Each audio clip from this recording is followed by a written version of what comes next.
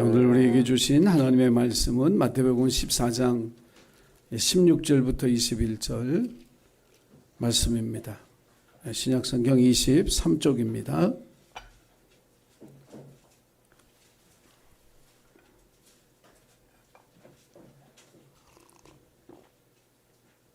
우리 말씀을 찾아서 함께 말씀 읽겠습니다. 16절입니다. 시작. 예수께서 이르시되 갈 것 없다. 너희가 먹을 것을 주라. 제자들이 이르되 여기 우리에게 있는 것은 떡 5개와 물고기 2마리 뿐이니이다. 이르시되 그것을 내게 가져오라 하시고 무리를 명하여 잔디 위에 앉히시고 떡 5개와 물고기 2마리를 가지사 하늘을 우러러 축사하시고 떡을 떼어 제자들에게 주시매 제자들이 무리에게 주니 다 배불리 먹고 남은 조각을 12바구니에 차게 거두었으며 먹은 사람은 여자와 어린이 외에 5,000명이나 되었더라. 아멘. 야외배가 연기돼서 좀 아쉽습니다. 예기치 못한 사정이 발생을 해서 10월 29일 온가족 주일 예배로 연기를 했습니다. 위에서 기도해 주시고 그 행사가 은혜롭게 잘 진행될 수 있도록 또 준비하는 손길들 위해 지혜와 힘 주시도록 기도해 주시기를 부탁을 드리겠습니다. 행사가 연기되니까 복잡하더라고요. 주보도 다시 만들어야 되고 저도 원래 설교 본문이 이 본문이 아니었는데요. 야외배 가서 제가 설교 10분 하려고 그랬거든요. 근데 오늘도 10분 하면 좋겠지만 본문의 제목을 바꿔서 예수님의 감사라고 하는 제목으로 설교의 제목을 변경하고 오병이어의 이야기를 우리가 너무 잘 아는데 예수님은 뭘 감사했을까 이런 궁금증을 가지고 말씀 안에서 주님의 감사를 우리가 깨닫고 본받고 살아갈 수 있는 저와 여러분이 되기를 주님의 이름으로 간절히 축원합니다. 우리 옆분들에게 좀 인사하세요. 감사하며 사세요. 이렇게. 제가 잘못한 것 같아요. 다시 하겠습니다. 감사하고 사시죠? 이렇게. 네. 마치 감사 안 하고 사는 것처럼 제가 말씀을 드려서 잘못했다. 늘 감사하고 사는데 감사하고 사시죠? 이렇게 물어봐야 될 것 같습니다. 어떤 순간에는 범사에 감사하라는 말씀이 성경에 기록되어 있고 우리도 그 말씀을 너무 잘 알지만 하나님 이건 감사 못해요. 이런 탄식과 한숨이 새어나올 때도 있으리라 생각합니다.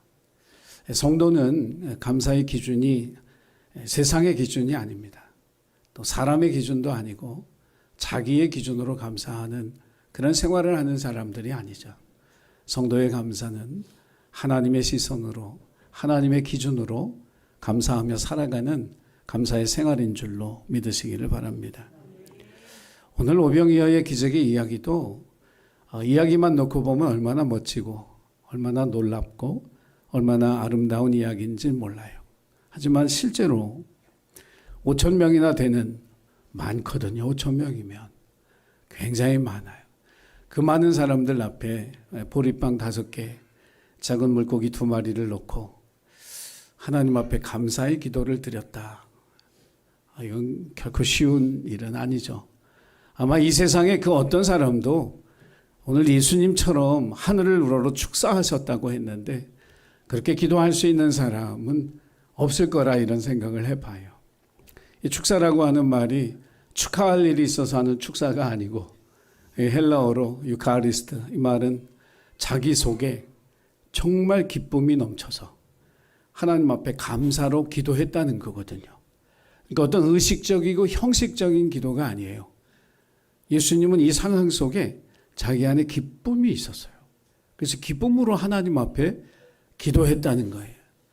어떻게 이렇게 작은 보리빵 5개, 물고기 2마리를 놓고 앞에는 그 수많은 사람들을 놓고 하나님 앞에 기쁨에 차서 기도를 드릴 수 있었을까? 저와 여러분이 오늘 이 예수님을 통해서 그런 기쁨의 기도, 감사의 기도를 하나님 앞에 드릴 수 있는 주님의 자녀로 성숙해 가기를 주의 이름으로 간절히 부탁을 드립니다. 그래서 예수님의 감사를 묵상하면서 예수님이 이 상황 속에서 도대체 뭘 감사할 수 있으셨을까 고민을 하다 보니까 거기에 말씀을 사모하여 모인 사람들 때문에 예수님 감사할 수 있었구나. 아멘을 안 하는 거 보니까 여러분은 거기에 해당이 안 되는 것 같아요. 은혜를 사모하고 말씀을 사모하는 사람들이 나와 함께 있다라고 하는 것이 감사의 제목일 수 있다는 겁니다. 목회자는 늘 교회 부흥을 생각하죠. 교인들이 늘어나고 성장하고 그래서 많은 사람들이 모여서 예배드리고 기도하고 말씀 들었으면 좋겠다 하는 그런 생각을 해요. 하지만 지금 시대는요, 많은 교인이 모이면 좋겠지만 그러나 많은 교인보다 더 중요한 것은 뭐냐면 정말 믿음 안에 서서 하나님 나라의 비전을 가지고 살아가는 한 사람의 예배자, 한 사람의 신앙인이 필요한 시대인 줄로 믿습니다. 종교개혁을 했던 마틴 루터가 한 사람의 꿈, 그 한 사람의 꿈을 하나님이 붙들고 사용하셔서 가톨릭 교회를 개혁하고 오늘날 이 프로테스탄트 개신교의 영혼, 그 정신을 이 땅에 남겨주신 것처럼 지금 우리 시대에는 정말 한 사람의 예배자, 하나님의 살아계심을 세상에 증거하는 한 사람의 기도자가 그 어느 때보다도 필요하고 중요한 시대인 줄로 믿습니다. 예수님이 벳세다 들판을 바라보니까 너무 좋으셨던 것 같아요. 여기에 말씀을 듣기를 사모하고 하나님의 은혜를 사모하는 사람들이 이렇게 많이 모이다니, 여기에 무슨 그늘이 있고 어디 뭐 피할 곳이 있고 쉴 곳이 있는 거기도 아니고 벳세다 들판, 정말 해가 내리쬐는 정말 그곳에 이렇게 많은 사람들이 모여서 하나님의 말씀을 사모하는 모습을 보니 얼마나 먹지 않아도 배부르셨을까. 여러분, 예수님이 얼마나 이 힘이 났는지 그 많은 사람들을 보고 힘이 나셔서 제자들에게 하시는 말씀이 뭐냐면 멀리 가서 빵을 구하거나 이 사람들을 마을에 보내서 먹을 것을 먹고 오게 하지 말고 너희들이 먹을 것을 주라, 이렇게 말씀하셨어요. 말도 안 되는 얘기죠. 제자들이 뭘 갖고 있다고, 제자들이 얼마나 많은 양식을 갖고 얼마나 많은 돈을 갖고 있다고 너희들이 먹을 것을 주라고 이야기하셨을까. 그런데 예수님의 이런 자신감은 말씀을 사모하는 사람들의 모습을 보면서 기쁘고 하나님 앞에 감사했기 때문에 능히 이 일이 이루어질 것을 믿고 제자들에게 부탁하신 말씀이라고 믿습니다. 13절 말씀에 보면 이 무리가 왜 어떻게 모이게 되었는지를 설명하는 구절이 있어요. 예수께서 들으시고 배를 타고 떠나사 빈들에 가시니 무리가 듣고 여러 고을로부터 걸어서 따라갔다, 이렇게 성경은 기록하고 있습니다. 그러니까 예수님이 들으셨다는 말씀은 뭐냐면 세례 요한의 죽음에 대해서 들으셨다는 거예요. 그 세례 요한이 죽었다는 얘기를 듣고 이제 빈들 벳세다 들판으로 가셔서 기도하시고 묵상하시기 위해서 가시는데, 예수님이 배를 타고 가시는 모습을 본 이 해변의 사람들이 그 모습을 보고 걸어서 집에서 나와서 예수님을 쫓아갔다라고 하는 거예요. 예수님의 말씀을 듣고 싶은 열정이 이 사람들의 마음속에 있었고 주님은 그것을 귀하게 여기신 줄로 믿습니다. 오늘 예배의 자리에 발걸음을 한 여러분들의 발걸음 가운데도 주님의 은혜를 사모하는 그러한 믿음이 있었기 때문에 이곳에서 함께 예배드리고 있는 줄 믿습니다. 아시안게임을 보면서 그 롤러스케이트 경기에서 그런 일이 있었다고 하는 뉴스를 들었습니다. 우리나라 선수가 승리한 줄 알고 결승선을 지나면서 두 손을 들고 이 세레머니를 하는 그 순간에 그 옆에 있는 이 대만 선수는 마지막까지 최선을 다하여 그 발을 먼저 내밀어서 100분의 1초 차이로 금메달과 은메달이 바뀌었다는 그런 뉴스를 들었습니다. 마지막까지 최선을 다하는, 열정을 다하는 사람에게 우리는 박수를 보내고 그 열정에 대한 값어치로 금메달이 주어지는 것을 보게 된 것이죠. 아마 그 경기를 해서 금메달을 놓쳤던 우리 선수는 평생에 어디 가서도 얻을 수 없는 귀중한 교훈을 그 경기를 통해서 깨달았다고 믿습니다. 앞으로 더 정진해서 마지막 한순간까지 100분의 1초까지도 최선을 다하는 열정 있는 그런 선수로 살아가기를 주님의 이름으로 축복합니다. 열정 있는 사람들과 함께 있는 것은 우리에게 참 즐겁고 행복한 일입니다. 여러분 주변에 같이 일하는 분들이 맨날 불평하고 원망하고 틈만 나면 딴짓하고 그러면 여러분 같이 일할 기분이 나겠습니까? 내가 사장이라면 다 내쫓아버리고 싶지. 근데 내 옆에 있는 사람들이 정말 최선을 다하고 정말 열심을 다하고 온 마음을 다해서 함께 일하는 그런 사람들일 때 우리 자신도 막 힘이 나고 용기가 나고 꿈을 꾸게 되고 그런 일들이 일어나게 되어지는 것입니다. 여러분과 함께 일하는 사람들에게 하나님 앞에 기도하세요. 열정 있는 사람들을 내게 붙여주셔서 함께 그 열정 속에서 기쁘게 감사하게 일할 수 있는 그런 환경을 허락해 달라고 기도하시기를 바랍니다. 제가 소년원 사역 첫 해에 그 일주일 동안 가서 집회를 10번 해야 되는데 화요일 날 저녁에 정말 보따리 싸서 집에 오고 싶은 그런 심정이었어요. 애들이 한 80명 앉아 있는데 전부 고개를 나를 안 쳐다보고 그냥 고개를 다 쳐박고 있어요. 얘들은 이 성경책을 찢는 것에 대한 아무 주저함이 없어요. 그냥 성경을 찢어. 그리고 그냥 학을 만들어. 그 지들끼리 막 옆으로 막 던져. 이 강단에서 다 보이잖아요. 이야, 제가 이틀 만에 목이 다 쉬었어요.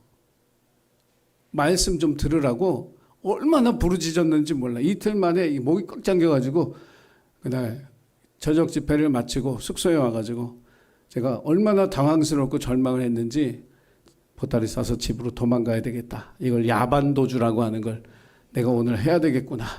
근데 교도소 문을 안 열어줘서 제가 못 나왔는데 정말 이 전혀 말씀이 안 들어가는 그런 이 사람들 앞에서 설교한다는 게 얼마나 힘들었는지 몰라요. 당황스럽고. 근데 오늘 예수님은 얼마나 좋으셨을까.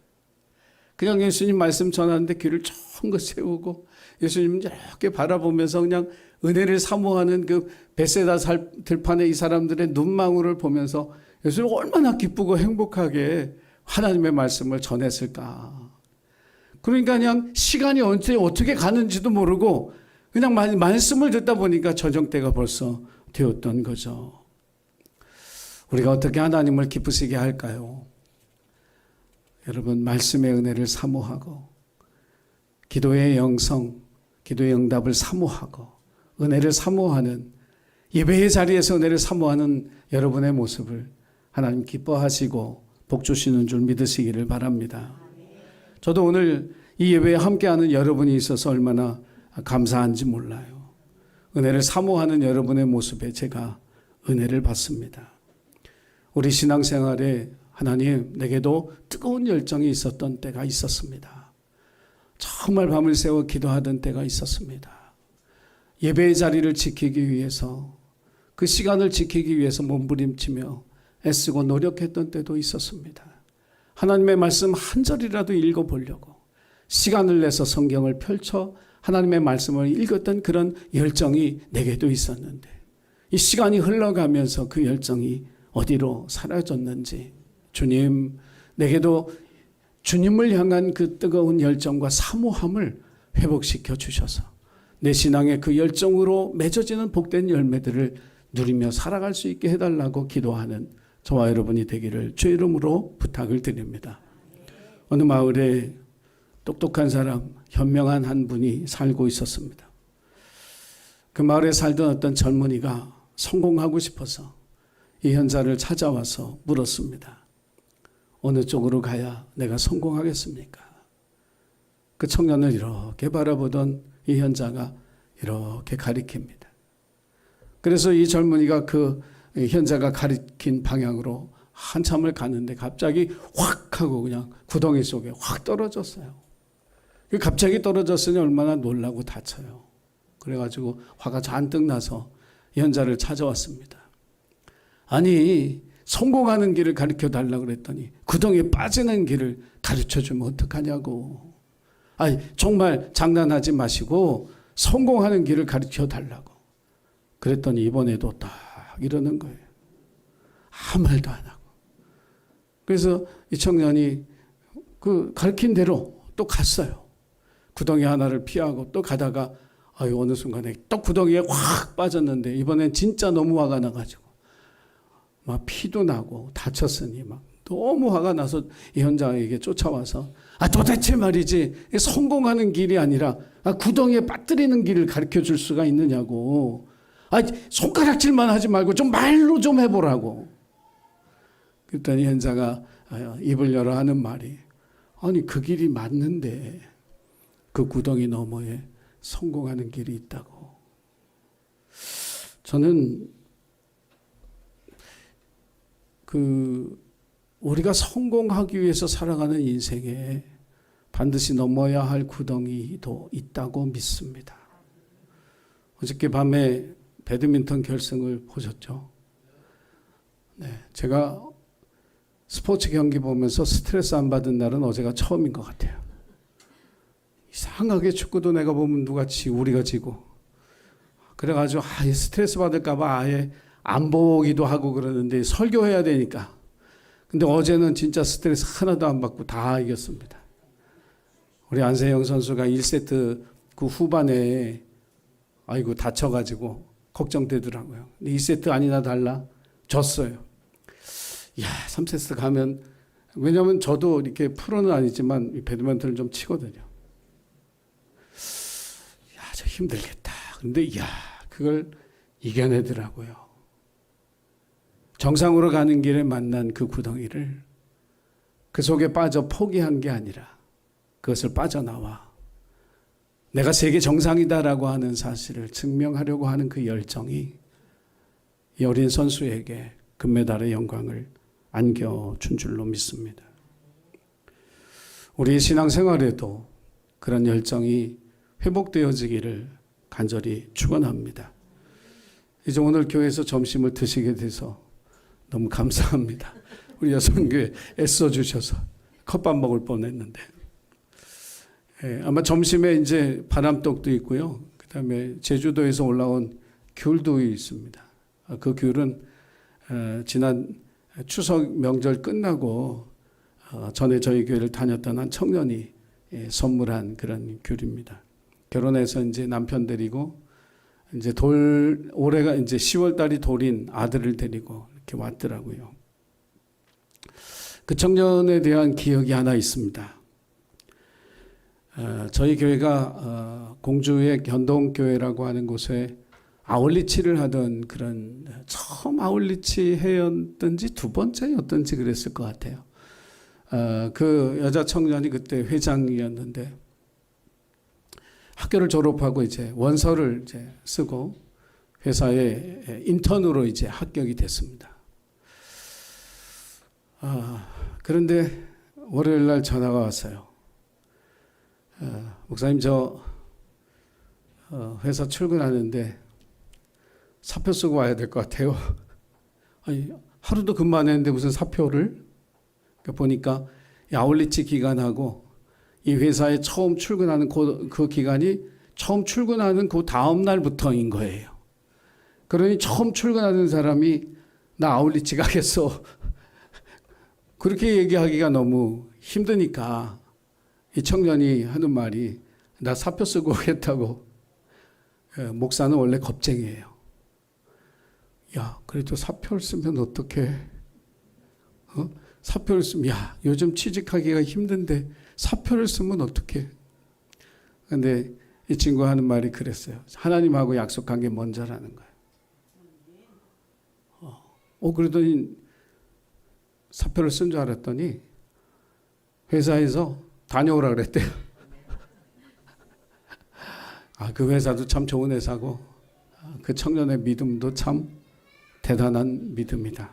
그런 생각이 들어서요. 여러분, 우리에게 감사의 제목이 세상에서 얻어진 무엇 때문에가 아니라 은혜를 사모하는 심령을 내게 주시고 내 곁에 함께 예배하며 하나님의 은혜를 사모하는 사람들이 내게 있음을 인하여 하나님 앞에 감사할 수 있는 예수님의 감사를 배우는 저와 여러분이 되기를 주의 이름으로 축원합니다. 두 번째로 예수님이 뭘 감사했을까? 예수님은 이 축사, 이 기쁘게 기도하는 이 기도 속에 무엇을 담으셨을까? 막 묵상하면서 그런 생각이 들었어요. 하나님, 부족하게 주셔서 감사합니다. 부족하게 주신 것을 감사하는, 이것이 예수님의 감사였다고 믿습니다. 세상 어떤 사람이 넘치게 주는 건 감사해도 부족하게 준 것 가지고 감사하는 사람이 어디에 있겠습니까? 우리가 어떤 도움이 필요해서 어떤 사람에게 100만 원만 도와주세요 찾아갔는데 봉투에 10만 원을 넣어서 줬다면 정말 마음속에서 막 기뻐서 감사하다는 이야기 하기 어렵죠. 자기는 100만 원을 기대하고 왔는데 10만 원을 받았으니 그 어떻게 감사할 수가 있겠어요. 오병이어의 기적은 우리에게 이런 도전을 줘요. 부족할 때 감사해라. 부족하기 때문에 감사해라. 이게 오병이어의 이야기가 오늘 우리에게 던지는 기적입니다. 교훈이에요. 이 세상을 살아가면서 왜 우리는 하나님 앞에 많이 받지 못할까? 이런 생각을 할 때가 있어요. 근데 가만히 보면 하나님 앞에 받지 못하는 사람들의 공통점이 뭐냐면 이미 자기 손에 너무 많은 걸 이게 잡고 있어요. 자기 마음에 너무 많은 것을 채우고 있어요. 그러니까 하나님이 채울 게 없어. 이 세상에서 이미 자기 마음 다 채우고 자기 손으로 다 채웠어. 그러니까 하나님이 뭘 주어주셔도 그것을 선물로 받을 손이 없고 그것을 선물로 받아들일 마음이 없는 거예요. 어떤 회사에서 신입사원 채용을 하면서 그런 문제를 냈대요. 면접할 때. 만약에 당신이 폭풍우가 몰아치는 비바람이 거세게 몰아치는 밤에 자가용을 몰고 승용차를 몰고 운전을 하고 있는데 버스 정류장에 보니까 정말 몸이 아파서 당장이라도 병원에 가지 않으면 큰일 날 것 같은 할머니와 그리고 언젠가 당신이 죽을 병에 걸렸을 때 그 병을 고쳐준 생명의 은인인 의사 선생님과 그리고 당신이 이상형으로 꿈꾸는 한 여인이 서 있다면 당신은 세 사람 중에 누구를 태우겠습니까? 이게 면접할 때 질문이었다는 거예요. 그러니까 가장 지혜롭게 대답하는 한 사람을 이제 그 회사에서 채용하겠다는 거죠. 자, 여러분들도 빨리 생각해 보세요. 어떻게 할까? 200대 1의 경쟁률을 뚫고 합격한 이 사람의 답변은 이거였대요. 승용차에서 내려서 의사 선생님에게 승용차를 맡기고 할머니를 모시고 빨리 병원으로 가시라고 하고 자기는 이상형의 여인과 함께 버스를 기다리겠노라. 그래서 합격했다는 거예요. 근데 이 이야기가 우리에게 주는 교훈은 뭐냐면요. 그 비바람이 거세게 몰아치는 그 밤에 자기 승용차를 포기했다는 거거든요. 내가 포기했기 때문에 얻었다는 거예요. 내가 계속 그 승용차를 고집했더라면 한 사람밖에 태울 수 없었겠죠. 하지만 그 승용차를 포기했을 때 모든 일이 아름답게 이루어져 가는 그 경험을 하게 된 거예요. 인생을 살아가면서 우리가 붙잡고 살아가는 것에 대해서 하나님은 늘 내려놔라 그래요. 내려놔라. 붙잡고 버티고 힘들어하지 말고 내려놔라. 모세의 부모가 그 아들이 너무 잘생겨서 바로의 명령을 어기고 석 달을 키우다가 드디어 나일강에 그 아이를 내려놓잖아요. 저는 요게벳의 찬양도 있지만 이 요게벳이 그렇게 기도했을 것 같아요. 하나님이 이제 우리가 할 수 있는 일이 아무것도 없습니다. 이제는 하나님이 하셔야 됩니다. 이 믿음이 우리에게 필요한 거거든요. 인생을 살아가면서 어느 순간에 하나님, 이제 내가 할 수 있는 일이 없습니다. 이제는 하나님이 하셔야 됩니다. 그랬더니 바로의 딸이 그 아이를 안아 자기 아들로 삼고 훨씬 좋은 환경 속에서 그 아이를 키우는 하나님의 은혜가 모세에게 임하였습니다. 예수님의 감사에는 바로 그 비밀이 숨어 있습니다. 누가 세상에 보리떡 5개, 물고기 2마리를 앞에 놓고 5,000명을 바라보면서 오 하나님 일용할 양식을 주셔서 감사합니다, 이렇게 기도할 수 있는 믿음의 사람이 어디 있겠어요? 근데 오늘 예수님은 그렇게 기도하셨습니다. 이 작은 것으로 하나님이 이 많은 사람들을 먹일 수 있게 된 것을 감사합니다.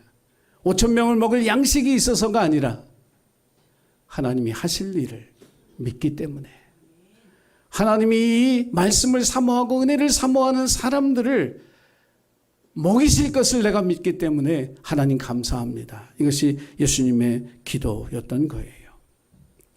기독교 신앙은 놀라운 힘이 있습니다. 연약한 사람을 강건하게 만드는 능력입니다.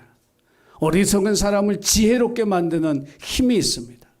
부정한 사람을 넘치게 만드는 힘이 있고 악한 사람을 변화시켜서 선한 일꾼으로 만드는 능력이 기독교 신앙 안에 있음을 기억하시기를 바랍니다.